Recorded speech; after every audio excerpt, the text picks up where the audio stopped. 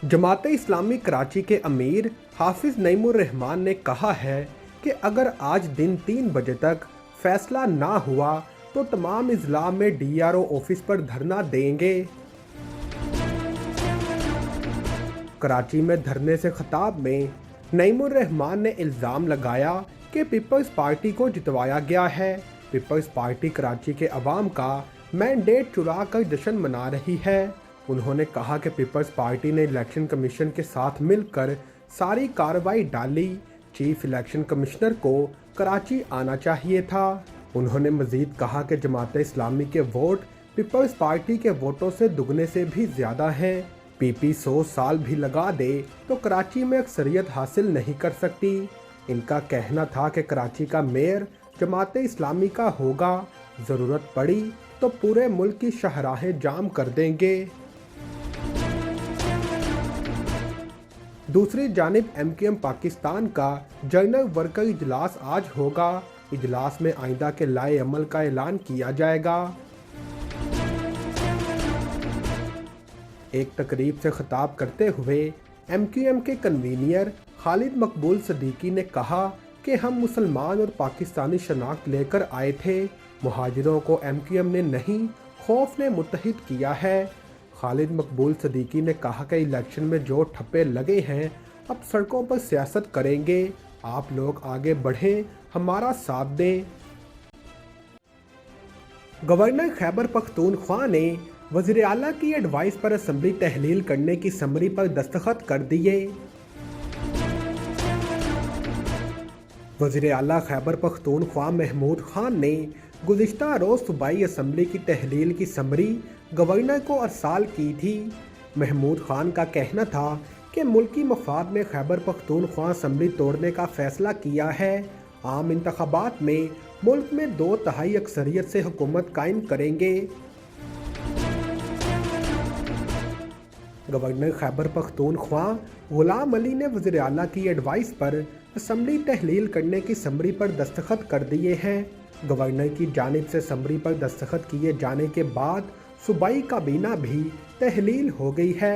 ताहम महमूद खान निगरान वज़ीर आला के तकर्रुर तक अपना काम जारी रखेंगे।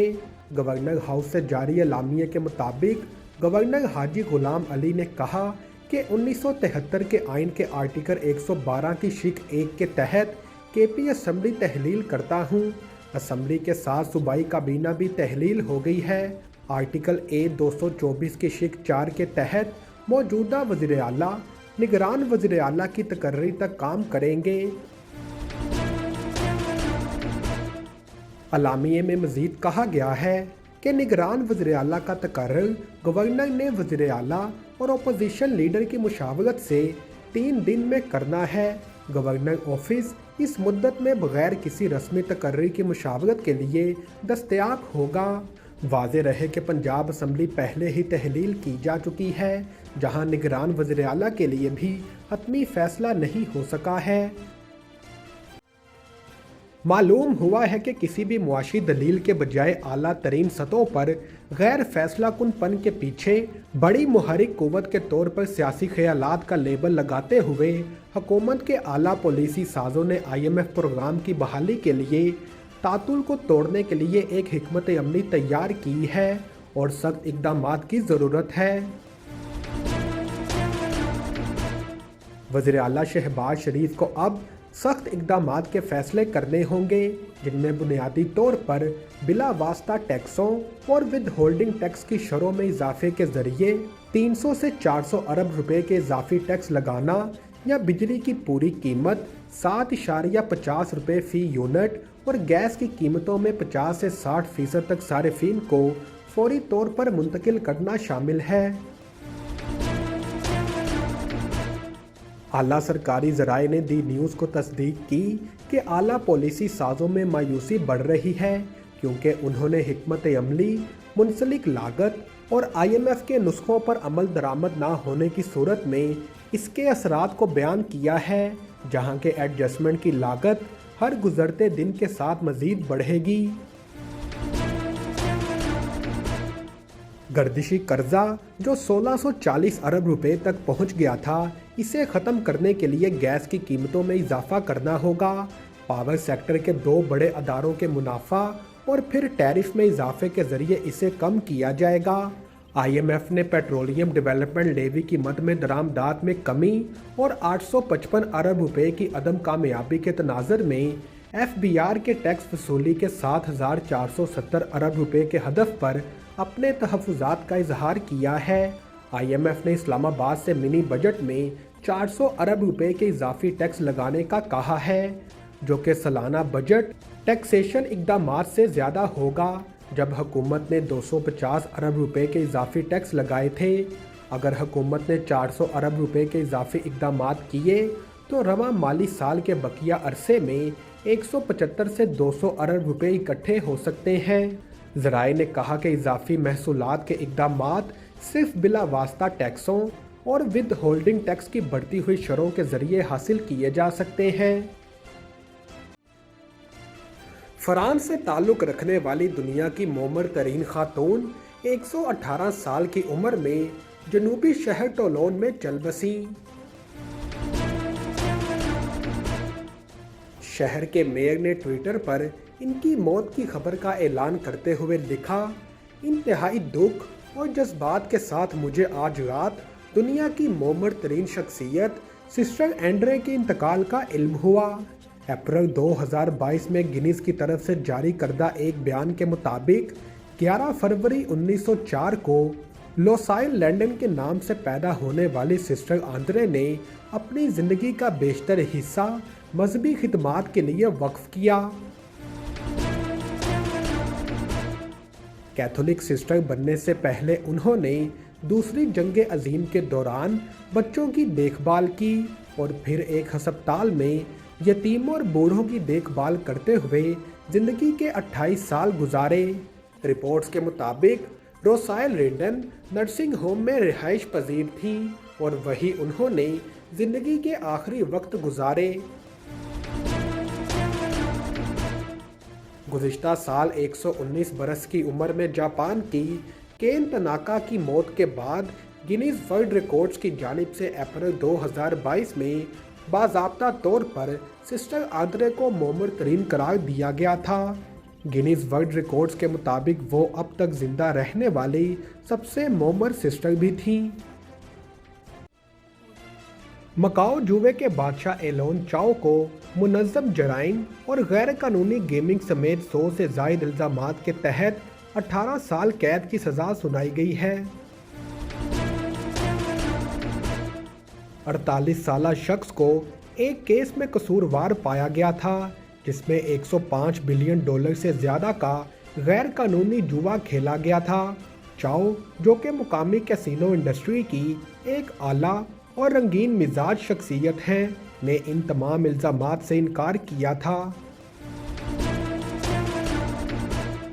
चाओ सन सिटी ग्रुप के चेयरमैन और बानी थे, जो मकाओ जंकेट्स का सबसे बड़ा ऑपरेटर है, जो अमीर जवारियों के लिए जुएबाजी के अड्डों में सर्विसेज मुहैया करता था। जंकेट किंग के नाम से मशहूर बिजनेसमैन ने अपनी गिरफ्तारी के चंद दिन बाद दिसंबर 2021 में इस्तीफ़ा दे दिया था। इस्तगासा ने चाओ पर एक मुजरिमाना सिंडिकेट बनाने और इसकी क़यादत करने का इल्ज़ाम लगाया था, जिसने गैर कानूनी शर्तें लगाई थी। इनका कहना था कि इसके नतीजे में हुकूमत को 8.26 बिलियन HK डॉलर से ज़्यादा की टैक्स आमदनी का नुकसान हुआ। अदालत ने ज़्यादातर इल्ज़ामात के लिए इस्तगासा के हक़ में फ़ैसला सुनाया, लेकिन चाओ को मनी लॉन्ड्रिंग के इल्ज़ामात से बरी कर दिया गया। हाई प्रोफाइल केस में 20 दिगर मदई भी शामिल हैं।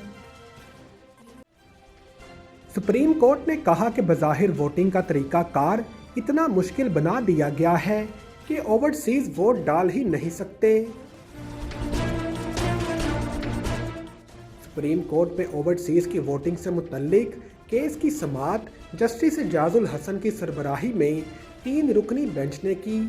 वकील दाऊद गजनवी की इलेक्शन तरमीमी एक्ट के खिलाफ अपील पर भी नोटिस जारी किया गया। जस्टिस एजाजुल हसन ने रिमार्क्स दिए کہ ووٹ کا حق ختم نہیں کیا گیا بلکہ مسئلہ صرف طریقہ کار کا ہے۔ اوورسیز کو ووٹ ڈالنے کے لیے پاکستان آنا ہوگا یا باہر رہ کر بھی ووٹ ڈال سکتے ہیں۔ بظاہر ووٹنگ کا طریقہ کار اتنا مشکل بنا دیا گیا ہے کہ اوورسیز ووٹ ہی نہیں ڈال سکتے۔ درخواست گزار کے وکیل عارف چودھری ایڈوکیٹ نے موقف اختیار کیا کہ سپریم کورٹ نے اپنے فیصلے میں سمندر پار پاکستانیوں کو ووٹ کا حق دیا تھا، لیکن الیکشن ایکٹ میں ترمیم عدالتی فیصلے کی روح کے خلاف ہے۔ انہوں نے کہا کہ سپریم کورٹ کے حکم پر نادرا نے سسٹم بنایا اور ضمنی انتخابات میں تجربہ ہوا تھا۔ ضمنی انتخابات میں تجربے پر کوئی اعتراض سامنے نہیں آیا تھا اور ترمیم کر کے دوبارہ پائلٹ پروجیکٹ کرنے کا کہا گیا تاکہ قانون سازی ہو سکے۔ عدالت نے ریمارکس دیے کہ نادرا اور الیکشن کمیشن معاونت کرے کہ بنایا گیا سسٹم معیار کے مطابق ہے یا نہیں۔ عدالت نے کیس کی سماعت 2 ہفتوں کے لیے ملتوی کر دی۔ نیو یارک میں برفانی طوفان، مجسمہ آزادی یخ بستہ ہواؤں کا تنہا سامنا کرنے پر مجبور، سیاح ساتھ چھوڑ گئے۔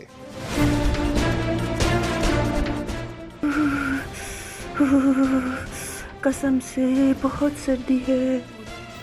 لاہوری چلی پر آئیں، سردیوں کے کھابے کھائیں۔